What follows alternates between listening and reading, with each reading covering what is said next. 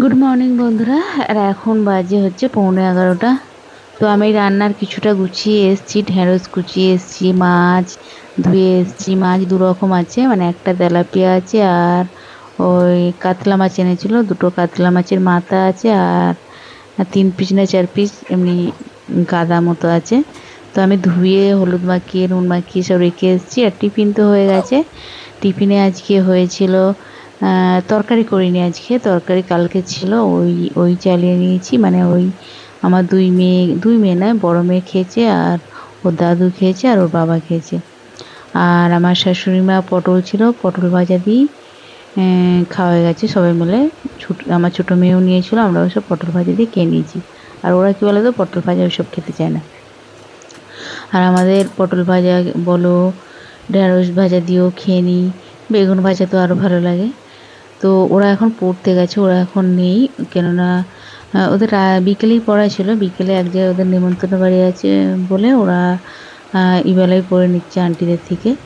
তো যাই হোক, আমি বিছানাটা চাদরটা তৎক্ষণ গুছিয়ে নিচ্ছি আর তারপরে খেতে বসাবে। খেতে বসাতে হলে তো আমাদের যা ঝগড়াঝাটি হয়, দেখো খেতে বসেই আমাদের ঝগড়া হয়, তোমাদের দেখানো হয়নি। দেখা না, ডাল দেখা লেগ তুলতে হবে না।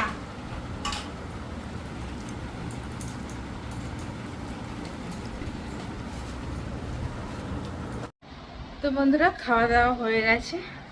তোমাদের পুরোটা খাওয়া দাওয়াটা দেখাতে পারলাম না, মনে ছিল না, খেতে খেতে কথা বলতে বলতে আর ভুলে গেছি, শুধু একটুখানি দেখিয়েছি। আর মেয়েরা এখন ঠাকুর পুজো আছে, মানে এখানে নয়, মানে একটু খানিকটা দূরে, ও বন্ধুদের ওখানে সব যাবে, ওরা সব রং করছে। আর আমার বর এখন আসেনি, ও এলে আবার খেতে দিতে হবে। তো আমি একটু এখন পাখার তলে এসে বসেছি, বাসন মেজে নিয়েছি যে কটা হয়েছিল। আর প্রচণ্ড গরম। আর কিছুটা কাচার ছিল মেয়েদের বাসি জামা, সেগুলো কেচে নিয়েছি, রোদ্দুরে দিয়ে এসেছি। তো এখন বন্ধুরা বিকেল হয়ে গেছে, তো একটু শুয়েছিলাম, অনেকক্ষণ শুয়েছিলাম। শুয়ে থেকে উঠে একটু কাজ করছিলাম। আর কি কাজ করছিলাম তোমাদের আমি দেখাচ্ছি।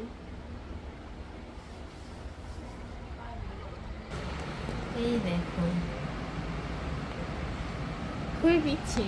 এই কাজটাই করছিলাম। তারপরে এখন সবাই মিলে একসাথে দই খাওয়া হবে। আর আমার দইটা ভাগ করছে আমার বড় মেয়েই ভাগ করে। আর বড় মেয়েই তো হত্যা কর্তা। আমার বড় মেয়ে হচ্ছে বড় গিন্নি। আর আমার ছোট মেয়ে, কি সব ভাষা বলছিস, আমার ছোট মেয়ে হচ্ছে কিছু করে না, ঘুমিয়ে থাকে।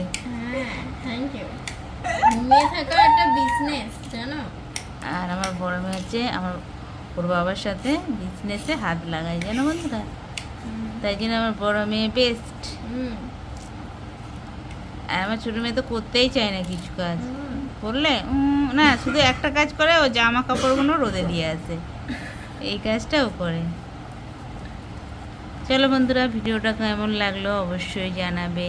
খুব বাজে লাগে, দেখেছো আমার ছোটো মেয়ে বলছে খুব বাজে লাগলো।